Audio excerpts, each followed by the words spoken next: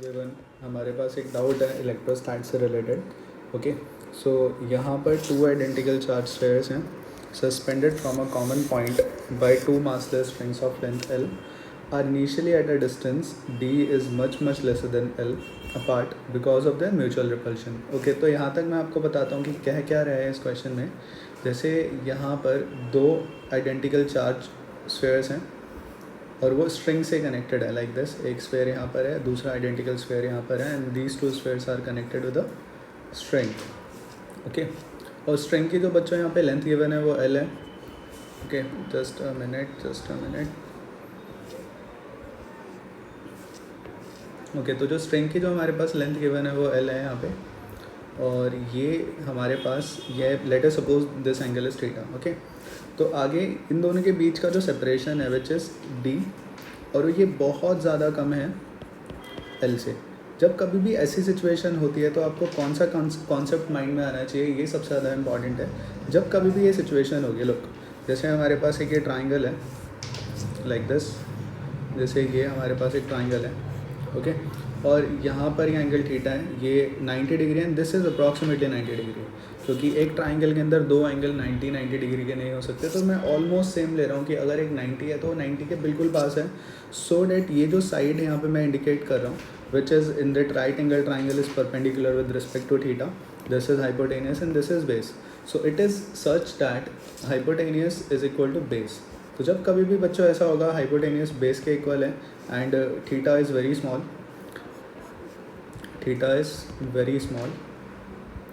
तो वहाँ पे सिचुएशन क्या होगी, वहाँ पे सिचुएशन कुछ इसी को मैच कर रही होगी. जैसे यहाँ पर D ये लेंथ हो गई, D ये वाली लेंथ हो गई, वेट अ मिनट, ये लेंथ D हो गई और ये लेंथ L हो गई.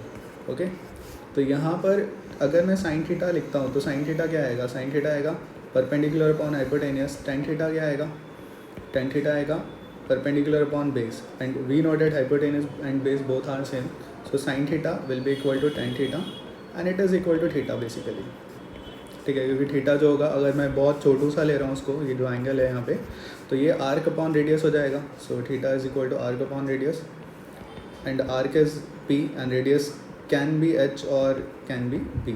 सो यहाँ से भी आप इवेलुएट कर सकते हो कि जो थीटा है P upon H which is equal to sine theta and P upon B which is equal to tan theta. तो ये हमारे पास कंडीशन होती है. ऑल्दो मैं इसे रब कर रहा हूँ, आप स्क्रीनशॉट ले लेना इसका. ठीक है, तो जब कभी भी स्मॉल साइड होगी एक, तो वहाँ पर जैसे यहाँ पे मेंशन कर रखा है जो D और L में मैंने यहाँ पे आपको रिलेशन बता दिया, ये L है और ये D है, and D is much lesser then R, much lesser than L. तो इस केस के अंदर क्या होगा, इस केस के अंदर जो ये थीटा है बहुत ज़्यादा स्मॉल होगा, वेरी स्मॉल. और जब थीटा वेरी स्मॉल होगा तो थीटा साइन थीटा और टेन थीटा के इक्वल होगा. ओके, तो अब वापस से आते हैं क्वेश्चन पे. तो ये कंडीशन यहाँ पर थी पार्ट. सो यहाँ पर हमने उसको बना भी लिया, यहाँ तक के पार्ट को हमने सॉल्व लिख भी लिया है यहाँ पे. The charge began to leak from the both the spheres at a constant rate. तो चार्ज लीक करना शुरू कर रहे हैं, चार्ज लीक कर रहे हैं, तो यहाँ पर चार्ज का फ्लो हो रहा है. ठीक है, रिपल्शन कम हो रहा है. अगर आप जैसे हैंड भी रब करते हो या फिर एक बलून को आपने रब करा अपने हेयर से और उसको आपने वॉल पे उसको स्टिक करा, तो हमेशा के लिए वॉल पे नहीं रहेगा, कुछ देर बाद वो गिर जाएगा क्योंकि रिपल्शन कम होगा, चार्ज लीक करते रहेंगे वहाँ से. ठीक है, रिपल्शन कम होता रहेगा, अट्रैक्शन कम होता रहेगा in that case, in the case of wall. But इस वाले केस के अंदर यहाँ पे रिपल्शन कम होता जा रहा है, तो चार्ज लीक कर रहे हैं कॉन्स्टेंट रेट से, मतलब D Q upon D T यहाँ पे कॉन्स्टेंट है. So this is constant. Okay, आगे as a result of the sphere approach each other. तो आगे क्या हो रहा है इसके बाद क्वेश्चन के अकॉर्डिंगली कि ये जो स्फीयर्स हैं, जैसे यहाँ पे मैं ऐसे ही ड्रॉ कर देता हूँ, पहले ये इस डायरेक्शन में थे, अब ये स्फीयर ऐसे थोड़ा पास आ गए. ठीक है, फिर और पास आ गए, तो ये स्फीयर क्लोज आते जा रहे हैं एक दूसरे के. ओके, तो जिस भी वेलोसिटी से क्लोज आ रहे हैं ये, वो वेलोसिटी यहाँ पे मेंशन कर रखे डेट वेलोसिटी इज़ v. ठीक है, और हमें यहाँ पे इस v को हमें इसके प्रोपोर्शनलिटी में, मतलब हमें इनकी रिलेशन निकालनी है. ये चार ऑप्शन में हमें v और x की रिलेशन निकालनी है, क्या रिलेशन होगी, ये क्वेश्चन है हमारे पास. ओके, तो चलो स्टार्ट करते हैं इसे. तो एक काम करते हैं, यहाँ पे सबसे पहले फ्री बॉडी डायग्राम बना लेते हैं. इसमें फ्री बॉडी डायग्राम कैसे बनेगा बच्चों, यहाँ पे टेंशन T होगी, right. This angle is theta, so this will B T cos theta and this is T sin theta. Downward हमेशा क्या होती है, एग्जैक्टली डाउनवर्ड हमेशा वेट होता है, and this is electrostatic force. So जो ये इलेक्ट्रोस्टैटिक फोर्स है, as the system is in equilibrium, so electrostatic force is equal to T sine theta and further T cos theta is equal to M G. तो यहाँ से अगर हम लोग evaluate करते हैं तो यहाँ से आ जाएगा हमारे पास डेट टी, एक मिनट इसको मैं लिख लेता हूँ यहाँ पे, ठीक है। तो इसको यहाँ पर हम लोग लिख लेते हैं। सो यहाँ पर आएगा बच्चों T sine theta upon T cos theta is equal to Fe upon mg. You can see here t sin theta is equal to Fe and t cos theta is equal to mg by free body diagram। ये upward है downward है right, और वो left में है वो right में है। तो यहाँ से t से t कैंसिल आउट हो गया, सो tan theta will become Fe। Fe की जगह मैं लिख सकता हूँ k which is 1/4 pi epsilon naught, again constant in that case, k q square, both charges are identical, both spheres are identical, upon में let us suppose distance is x, I have taken x instead of d because of ये d एक variable है, as charge are coming towards each other, so the distance is variable, that is why I am taking x instead of d, okay, और times mg। तो ये हमारे पास एक equation आ गई।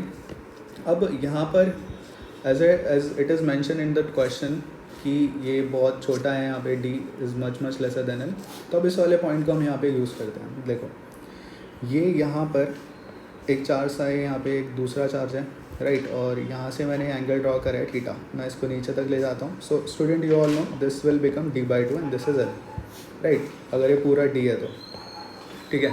And मैंने d की जगह x लिया है, तो मैं इसको क्या लिख दूंगा, मैं इसको लिख दूंगा x/2 राइट। तो मैंने इसको x/2 लिख दिया है यहाँ पे। अब आगे क्या होगा, यहाँ पर ये जो थीटा है sine theta will be equal to tan theta as d/2, और we can say x/2 is much lesser than l as d is much lesser than l। तो ये भी कंडीशन यहाँ पे सेटिस्फाई करेगी राइट। तो साइन थीटा टेन थीटा के equal है, तो कितना आ जाएगा ये, तो साइन थीटा होता है perpendicular which is x/2 upon hypotenuse which is l, मैंने यहाँ पे लिख दिया। तो बच्चों यहाँ से जो ये टेन थीटा आ रहा है और यहाँ से जो इक्वेशन है, इन दोनों को इक्वेट करते हैं। जैसे हम इन दोनों इक्वेशंस को इक्वेट करेंगे तो हमारे पास आ जाएगा x/2l is equal to k q square upon x square mg, और यहाँ से सारी टर्म्स कांस्टेंट है, ठीक है। और जब हम इन सारी टर्म्स को हटाएंगे यहाँ पे, तो यहाँ पर आ जाएगा x³ is proportionate to q square, और I can write it as q is proportionate to x⁵3/2 right. तो ये हमारे पास रिलेशन आ गई, और इस जो इक्वेशन है, चाहे आप ऊपर वाली इक्वेशन को डेरिवेट कर सकते हो या फिर आप नीचे वाली इक्वेशन को डेरिवेट कर सकते हो, ठीक है। तो मैं इस ऊपर वाली इक्वेशन को डेरिवेट कर रहा हूँ यहाँ पे। So differentiating with respect to t, कौन सी इक्वेशन को डिफरेंशिएट कर रहा हूँ मैं, इस इक्वेशन को डिफरेंशिएट कर रहा हूँ ऑन बोथ साइड्स। तो यहाँ पर आ जाएगा 3x² और यहाँ पर आ जाएगा 2q, okay wait 3x² dx/dt, क्योंकि हम यहाँ पर एक टर्म का डेरिवेट कर रहे हैं दूसरी टर्म में, तो यहाँ पे dx/dt लिखना ज़रूरी है, और is equal to 2q and this will be dq/dt। dx/dt you all know student, this is velocity, 3x² times velocity is equal to 2q and this is constant again right. यहाँ पे मेरे को proportionality sign लेना था।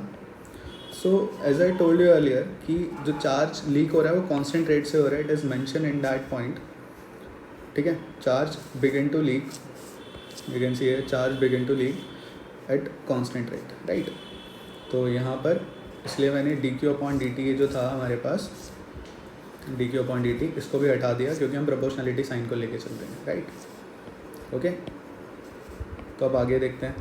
तो यहाँ पर ये आ गया 2q, ओके। सो q किसके इक्वल था, q इसके इक्वल था, तो यहाँ पर आ गया x² is proportionate to, now look at this. तो इसकी जगह मैं q की जगह क्या रख सकता हूँ, और मैंने 3 और 2 को भी हटा दिया क्योंकि ये कॉन्स्टेंट्स हैं, तो मैं इसकी जगह पे लिख सकता हूँ q की जगह पे x⁵3/2 and velocity is proportionate to x⁵3/2 divide by x²। Clear है, x² नीचे चला गया, तो यहाँ से वेलोसिटी कितनी आ गई, यहाँ से वेलोसिटी आ गई, velocity is proportionate to x⁵3/2 - 2 is x⁻⁻1/2। So you can check option A is correct, okay, option A is correct.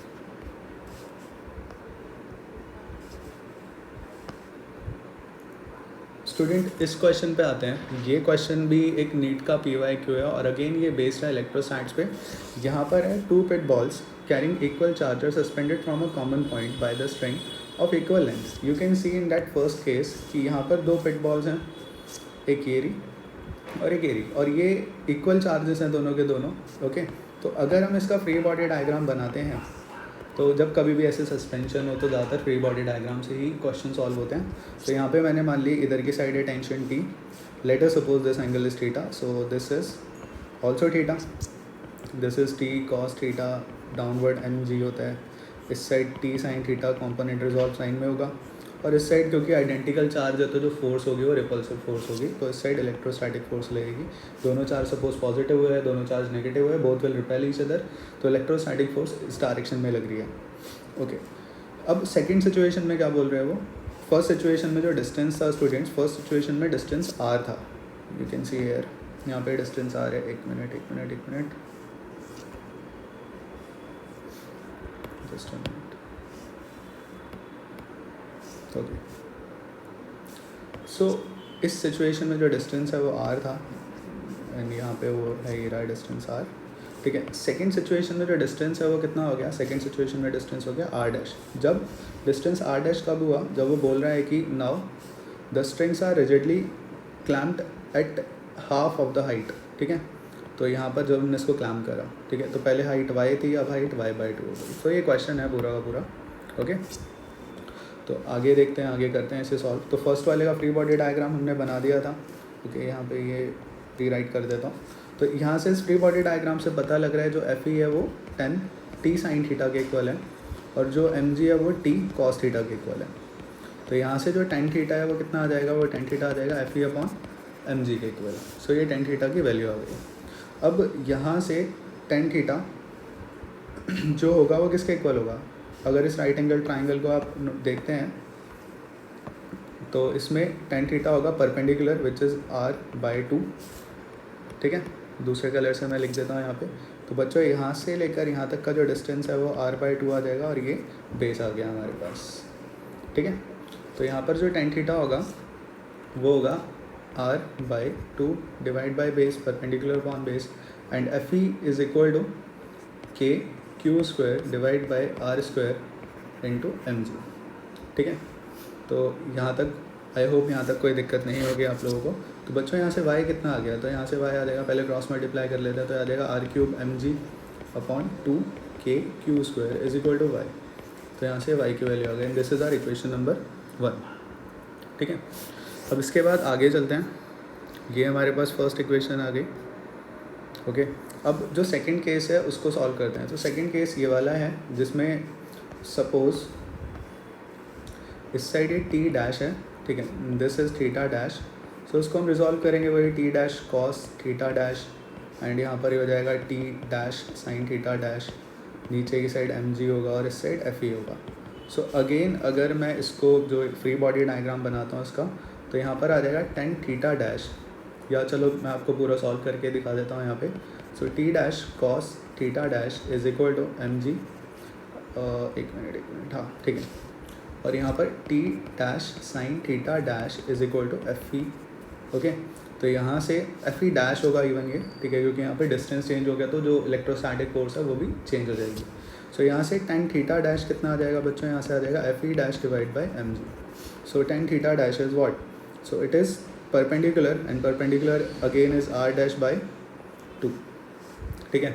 सो मैं यहाँ पे फिर भी एक बार मेंशन कर देता हूँ, आर डैश यहाँ से लेकर यहाँ तक का डिस्टेंस है ये आर डैश बाई 2, ये टोटल डिस्टेंस यहाँ से यहाँ तक आर है, आर डैश है। और जो बेस है वो इस राइट एंगल ट्राइंगल के अंदर, ये जो राइट एंगल ट्राइंगल है, इस राइट एंगल ट्राइंगल के अंदर ये वाला बेस ये है, राइट, और परपेंडिकुलर ये है। तो यहाँ पर ये आ गया R dash by 2 is perpendicular and Y by 2 is base, Y by 2 is base is equal to F E dash is K Q square divide by R dash square into में M जी।